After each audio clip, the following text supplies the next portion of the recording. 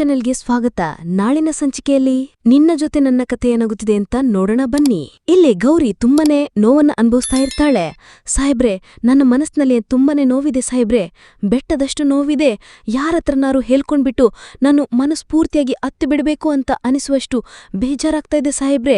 ನಿಮ್ಮತ್ರ ನಾನು ನನ್ನ ನೋವುಗಳನ್ನೆಲ್ಲ ಹೇಳ್ಕೊಳ್ಳ ಸಾಹೇಬ್ರೆ ಅಂತ ಭೂಮಿ ಕೇಳ್ತಾ ಇದ್ದಾಗ, ಹೇಳ್ಕೊ ಭೂಮಿ, ನಾನ್ ನಿನ್ನ ತಂದೆ ಸ್ಥಾನದಲ್ಲಿದ್ದೀನಿ ಅಂತ ನಿನ್ನ ತಂದೆ ಹತ್ರ ಹೇಳ್ತಾ ಇದೀಯ ಅನ್ಕೊಂಡು ನೀನು ನನ್ನತ್ರ ಎಲ್ಲ ನೋವುಗಳ್ನೂ ಹೇಳ್ಕೊಮ್ಮಿ ಅಂತ ಅಜಿತ್ ತುಂಬಾನೇ ಬೇಜಾರಿಂದ ಹೇಳ್ತಾ ಇರ್ತಾನೆ. ನಮ್ ತಂದೆ ಹತ್ರ ನನ್ನ ನೋವನ್ನೆಲ್ಲ ಹೇಳ್ಕೊಳ್ತಿದ್ದೆ ಅಂತ ಅಂದ್ರೆ ನನ್ಗೆ ತುಂಬಾನೇ ಒಂಥರ ಸಮಾಧಾನ ಆಗ್ತಾ ಇತ್ತು. ಆದ್ರೆ ನಿಮ್ಮತ್ರ ನಾನೇನಾದ್ರೂ ನನ್ನ ನೋವುಗಳನ್ನೆಲ್ಲ ಹೇಳ್ಕೊಂಡಿದ್ದೀನಿ ಅಂತ ಅಂದ್ರೆ ಮತ್ತೆ ನೀವು ಅದನ್ನೆಲ್ಲ ತೆಗೆದುಕೊಂಡೋಗಿ ಮನೆಯವ್ರ ಹತ್ರ ಹೇಳಿ ಮತ್ತೆ ಅದನ್ನ ರಾಧ ಅಂತ ಮಾಡಿ ರಂಪಾಟ ಮಾಡಿಸ್ಬಿಡ್ತೀರ ಸಾಹೇಬ್ರೆ. ಇಲ್ಲ ಸಾಹೇಬ್ರೆ, ನಿಮ್ಮತ್ರ ಹೇಳ್ಕೊಂಡ್ಬಿಟ್ರೆ ಮತ್ತೆ ಅದೇ ವ್ಯವಸ್ಥೆನೇ ಬರುತ್ತೆ, ಮತ್ತೆ ಮನೆಯವ್ರಿಗೆಲ್ಲ ಬೇಜಾರು ಮಾಡ್ಬಿಡ್ತೀರಾ ಸಾಹೇಬ್ರೆ. ಇಲ್ಲ ಸಾಹೇಬ್ರೆ, ನಿಮ್ಮತ್ರ ಮಾತ್ರ ನಾನು ಹೇಳ್ಕೊಳ್ಳಲ್ಲ ಸಾಹೇಬ್ರೆ ಅಂತ ಭೂಮಿ ಅಲ್ಲಿಂದ ವಾಶ್ರೂಮ್ಗೆ ಹೋಗೋದಕ್ಕೆ ಅಂತ ಹೋಗಿರ್ತಾಳೆ. ಹೇಳ್ತಾ ಇರುವಂತ ಮಾತಿಗೆ ಅಜಿತ್ ತುಂಬಾನೇ ಬೇಜಾರು ಮಾಡ್ಕೊಂಡು, ನನಗ್ ಗೊತ್ತು ಭೂಮಿ, ನೀನು ಎಷ್ಟು ನೋವನ್ನ ಅನುಭವಿಸ್ತಾ ಇದೀಯಾ ಅಂತ. ಆ ಕೃಷ್ಣನಿಗೂ ಗೊತ್ತಿತ್ತು ರಾಧೆ ನನ್ನವಳಲ್ಲ ಅಂತ ಅನ್ನೋದು, ಹಾಗೆಯೇ ಭೂಮಿ ನನ್ನವಳಲ್ಲ ಅಂತ ಅನ್ನೋದು ನನಗೆ ಗೊತ್ತಿದ್ದು ನನ್ನ ಮನಸ್ಸಿನಲ್ಲಿ ತುಂಬಾನೇ ನೋವನ್ನ ಅನುಭವಿಸ್ತಿದ್ದೀನಿ ಭೂಮಿ. ಅದು ಯಾಕೋ ಏನೋ ಗೊತ್ತಿಲ್ಲ, ನೀನೇನಾದ್ರೂ ಒಂದು ಚೂರು ನೋವನ್ನ ಅನುಭವಿಸಿದ್ರೆ ಸಾಕು ನನಗೆ ಮರುಗುವ ಹಾಗೆ ಆಗುತ್ತೆ, ನನ್ನ ಮನಸ್ಸಿನಲ್ಲಿ ವೇದನೆ ಉಂಟಾಗುತ್ತೆ. ಅದು ಯಾಕೆ ಅಂತನೇ ಗೊತ್ತಿಲ್ಲ ಭೂಮಿ, ಆದ್ರೆ ಒಬ್ಬ ಗೆಳೆಯನಾಗಿ ನಿನಗೆ ಹೆಲ್ಪ್ ಮಾಡ್ಲೇಬೇಕು ಭೂಮಿ. ನಿನ್ನ ಮನಸ್ಸಿನಲ್ಲಿರುವಂಥ ನೋವನ್ನೆಲ್ಲ ಆಚೆ ಹಾಕ್ಬೇಕು ಅಂತ ಅಂದ್ರೆ ಏನಾದ್ರೂ ಒಂದು ಪ್ಲಾನ್ ಮಾಡ್ಲೇಬೇಕು. ಮಾಡೇ ಮಾಡ್ತೀನಿ ಭೂಮಿ, ಏನ್ ಮಾಡ್ಬೇಕು ಅಂತಾನೆ ಗೊತ್ತಾಗ್ತಾ ಇಲ್ವಲ್ಲ ಅಂತ ಅಜಿತ್ ತುಂಬಾನೇ ಯೋಚನೆ ಮಾಡ್ಕೊಂಡು ಅದರ ಬಗ್ಗೆನೇ ಡೀಪ್ ಆಗಿ ಯೋಚನೆ ಮಾಡ್ತಾ ಇರ್ತಾನೆ. ಇನ್ನೊಂದು ಕಡೆ ಅದೇ ಟೈಮ್ಗೆ ಇಲ್ಲಿ ಎಲ್ಲರೂ ಊಟಕ್ಕೆ ಅಂತ ಕೂತಿರ್ತಾರೆ. ಸಂಗೀತ, ರಮಣ, ಶ್ರವಣ, ದೇವಯಾನಿ, ಅಶ್ವಿನಿ ಎಲ್ಲರೂ ಊಟಕ್ಕೆ ಅಂತ ಕೂತಿದ್ದಾಗ ರಮಣ ತುಂಬಾನೇ ಯೋಚನೆ ಮಾಡ್ಕೊಂಡು ಕೂತಿರ್ತಾನೆ. ಆಗ ಸಂಗೀತ, ಅಲ್ಲರಿ, ಯಾಕ್ರಿ ಇಷ್ಟೊಂದು ಯೋಚನೆ ಮಾಡ್ತಾ ಇದ್ದೀರಾ? ಅಲ್ಲ ಕಣ್ರಿ, ಆ ರಾಣ ಮನೆಗೆ ಹೋದಾಗಿಂದ ಅವ್ರತ್ರ ದುಡ್ಡಿಸ್ಕೊ ಬಂದಾಗಿಂದ ತುಂಬಾನೇ ಯೋಚನೆ ಮಾಡ್ತಾ ಇರ್ತೀರಾ, ಯಾಕ್ರಿ ಈ ರೀತಿ ಯೋಚನೆ ಮಾಡ್ತಾ ಇದ್ದೀರಾ ಅಂತ ಕೇಳ್ತಾ ಇದ್ದಾಗ, ನಾನು ಏನೋ ಯೋಚನೆ ಮಾಡ್ತಾ ಇದ್ದೆ ಕಣೆ ಅಂತ ರಮಣ ಹೇಳ್ತಾ ಇರ್ತಾರೆ. ಆಗ ಸಂಗೀತ, ಏನ್ರಿ ಅದು ಅಂತ ಕೇಳ್ತಾ ಇದ್ದಾಗ, ರಾಣ ಹಾಗೆ ಅವರನ್ನು ಊಟಕ್ಕೆ ಕರಿಬೇಕು ಅಂತ ಅನ್ಕೊಂಡಿದ್ದೆ, ಆದ್ರೆ ಶ್ರವಣ ಇಂಥ ಪರಿಸ್ಥಿತಿಯಲ್ಲಿ ಇರುವುದನ್ನು ನೋಡಿ ಹೇಗ್ ಕರೆಯೋದು ಅಂತ ಸುಮ್ಮನಾದೆ ಅಂತ ರಮಣ ಹೇಳಿದಾಗ, ಶ್ರವಣ ನಾನೇನ್ ಪರಿಸ್ಥಿತಿಯಲ್ಲಿದ್ದೀನಿ ಅಂತ ಕೇಳ್ತಾ ಇರ್ತಾನೆ. ಅದೇ ಆ ಪುರುಷೋತ್ತಮ್ ಅಂತ ರಮಣ ಹೇಳ್ತಾ ಇದ್ದಾಗ, ಓ, ಆ ಪುರುಷೋತ್ತಮನ್ ಬಗ್ಗೆ ಹೇಳ್ತಾ ಇದೀಯಾ? ಪುರುಷೋತ್ತಮ ಎಲ್ಲಾದ್ರೂ ಸತ್ತೋಗ್ಬಿಟ್ರೆ ನಾವು ಶಾರದೆ ಸಿಗ್ದಲೆ ನಾನೆಲ್ಲಿ ಬೇಜಾರು ಮಾಡ್ಕೊಳ್ತೀನಿ ಅಂತ ಅದ್ರ ಬಗ್ಗೆ ಯೋಚನೆ ಮಾಡ್ತಾ ಇದೀಯಾ? ನೀನು ಅದ್ರ ಬಗ್ಗೆ ನೀನೇನ್ ಯೋಚನೆ ಮಾಡ್ಬೇಡ, ನಾನು ಅದನ್ನೆಲ್ಲ ನೋಡ್ಕೊಳ್ತೀನಿ.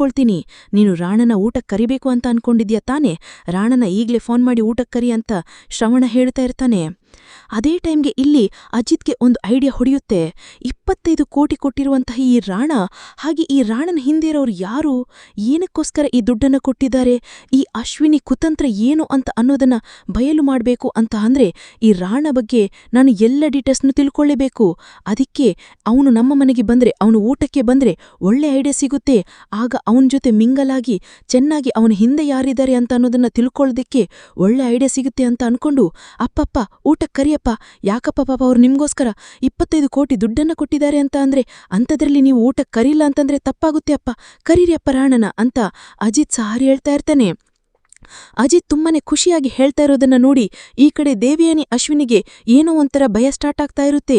ಇಲ್ಲ, ಇವನು ಏನೋ ಪ್ಲಾನ್ ಹಾಕ್ಕೊಂಡೆ ಊಟ ಕರಿತಾ ಇದ್ದಾನೆ ಅಂತ ನನಗೆ ಅನಿಸ್ತಾ ಇದೆ ದೇವಯಾನಿ, ಆದಷ್ಟು ಬೇಗ ನಾವು ಹುಷಾರಾಗಿರ್ಬೇಕು. ಅಕಸ್ಮಾತ್ ಏನಾದ್ರೂ ರಾಣ ಏನಾದ್ರೂ ಈ ಅಜಿತ್ ಕೈಗೆ ಸಿಕ್ಕಿಬಿದ್ದ ಅಂತ ಅಂದೆ ನಮ್ಮ ಕತೆ ಮುಗೀತು ಅಷ್ಟೇ. ರಾಣ ಕಡೆಯಿಂದ ಸಹ ನಮ್ಮ ಬಣ್ಣನೆಲ್ಲ ಬಯಲು ಮಾಡೋದಂತೂ ಗ್ಯಾರಂಟಿ. ಅದಕ್ಕಿಂತ ಮುಂಚೆ ನಾವೇ ಒಂದ್ ಸ್ವಲ್ಪ ಹುಷಾರಾಗಿರ್ಬೇಕು. ಆದಷ್ಟು ಬೇಗ ರಾಣಾಗೆ ಫೋನ್ ಮಾಡಿ ಅವನು ಹುಷಾರಾಗಿರುವುದಕ್ಕೆ ಹೇಳು. ನಮ್ಮ ಮನೆಗೆ ಬರ್ತಾ ಇದೆಯಂತ ಅಂದ್ರೆ ನೀನು ಆದಷ್ಟು ಬೇಗ ಕೇರ್ಫುಲ್ ಆಗಿರ್ಬೇಕು. ಯಾಕೆ ಅಂತಂದ್ರೆ ನಮ್ಮ ಮನೆಯಲ್ಲಿರುವುದು ಇಲಿಗಳಲ್ಲ, ಹುಲಿಗಳು. ಇನ್ಸ್ಪೆಕ್ಟರ್ ವೇಷ ಹಾಕಿಕೊಂಡಿರುವಂತಹ 2 ಹುಲಿಗಳಿದ್ದಾವೆ, ಅವರಿಂದ ಬಚಾವಾಗೋದು ನೀನು ನಿಜವಾಗ್ಲೂ ಸಾಧ್ಯನೇ ಇಲ್ಲ. ಆದಷ್ಟು ನೀನು ಹುಷಾರಾಗಿರು, ನೀನಮ್ಮ ಮನೆಗೆ ಬರ್ತಾ ಇದೀಯಂತನ್ನೂ ಹೇಳಿಬಿಡು ಅವನಿಗೆ ಅಂತ ದೇವಯಾನಿ ಹೇಳ್ತಾ ಇರ್ತಾಳೆ. ಸರಿ ಮೇಡಮ್, ನಾನು ಹೇಳ್ತೀನಿ ಅಂತ ಅಶ್ವಿನಿ ರಾಣಾಗೆ ಫೋನ್ ಮಾಡಿ, ಹೆಲೋ ಸರ್, ನಮ್ಮ ಮನೆಗೆ ನಿಮ್ಮನ್ನ ಊಟಕ್ಕೆ ಕರೀತಾ ಇರೋದು ರಮಣ ಅವರಲ್ಲ, ರಮಣ ಜೊತೆ ಅಜಿತ್ ಸಹ ಸೇರ್ಕೊಂಡು ನಿಮ್ಮನ್ನ ಊಟಕ್ಕೆ ಕರೀತಾ ಇದ್ದಾರೆ. ಆದಷ್ಟು ಬೇಗ ನೀವು ಹುಷಾರಾಗಿರ್ಬೇಕು. ಯಾಕೆ ಅಂತ ಅಂದ್ರೆ ಅವನು ಏನೋ ಪ್ಲಾನ್ ಮಾಡ್ಕೊಂಡೆ ನಿಮ್ಮನ್ನ ಊಟಕ್ಕೆ ಕರೀತಾ ಇದ್ದಾನೆ ಅಂತ ನಂಗೆ ಅನಿಸ್ತಾ ಇದೆ ಅಂತ ಅಶ್ವಿನಿ ಹೇಳ್ತಾ ಇರ್ತಾಳೆ.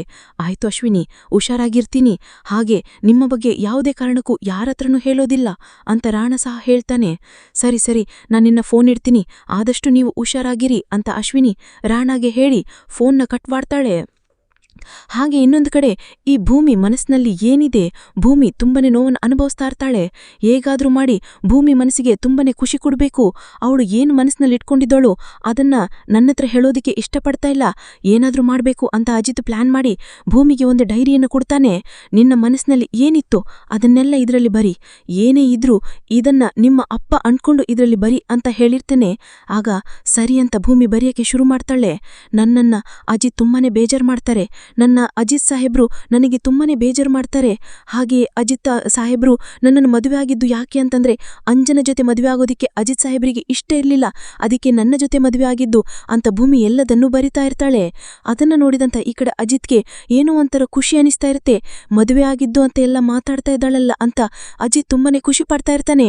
ಈ ಕಡೆ ಡೈರಿ ಎಲ್ಲ ಬರೆದಿದ್ದಾದ ಮೇಲೆ ಇದನ್ನೆಲ್ಲ ತೆಗೆದುಕೊಂಡೋಗಿ ಮನೆಯವರಿಗೆ ಸಿಗುವ ತರ ಸಿಗಬೇಕು, ಆ ರೀತಿ ಎಲ್ಲಾದ್ರೂ ಇಡ್ತೀನಿ ಅಂತ ಭೂಮಿ ಆ ಡೈರಿಯನ್ನು ತೆಗೆದುಕೊಳ್ಳೋದಿಕ್ಕೆ ಅಂತ ಹೋಗ್ತಾ ಇರ್ತಾಳೆ. ಸುಮ್ನೆ ಈಗ ಡೈರಿಯನ್ನು ಕೊಟ್ರೆ ಸಾಕು, ಇಲ್ಲ ಅಂತಂದ್ರೆ ನಾನು ಏನ್ ಮಾಡ್ತೀನಿ ನನಗೆ ಗೊತ್ತಿಲ್ಲ, ಈಗ ಶರ್ಟ್ ಗುಂಡಿ ಬಿಚ್ಚನಾ ಕೊಡ್ತೀಯಾ ಅಂತ ಅಜಿತ್ ಸಹ ಹೇಳ್ತಾ ಇರ್ತಾನೆ. ಬೇಡ ಸಾಹೇಬ್ರೆ, ಇದು ನನ್ನ ಡೈರಿ, ನಾನು ಸ್ವಂತವಾಗಿ ಬರೆದಿರುವಂತ ಡೈರಿ, ನಿಮ್ಗೆ ಕೊಡಲ್ಲ ಸಾಹೇಬ್ರೆ ಅಂತ ಭೂಮಿ ಎಲ್ಲ ಕಡೆ ರೂಮ್ ತುಂಬ ಓಡಾಡ್ತಾ ಇರ್ಬೇಕಾದ್ರೆ ಭೂಮಿ ಮೇಲೆ ಅಜಿತ್ ಬಿದ್ದೇ ಬಿಡ್ತಾನೆ. ಆಗ ಈ ಕಡೆ ಅಜಿತ್ ಭೂಮಿ ಇಬ್ಬರು ಒಬ್ಬರಿಗೊಬ್ರು ಮುಖ ನೋಡ್ಕೊಂಡು ಹಾಗೆಯೇ ನಿಂತಿರ್ತಾರೆ. ಈ ಕಡೆ ಡೈರಿಯನ್ನ ಹಾಗೆ ಕೈಯಲ್ಲಿಟ್ಕೊಂಡು ಭೂಮಿ ಅಜಿತ್ ಮುಖವನ್ನೇ ನೋಡ್ತಾ ಇರ್ತಾಳೆ. ಹಾಗೆ ಇನ್ನೊಂದು ಕಡೆ ಈ ಕಡೆ ರಾಣನ ಮನೆಗೆ ಅಂತ ಮನೆಗೆ ಊಟಕ್ಕೆ ಅಂತ ಕರೆದಿರ್ತಾರೆ.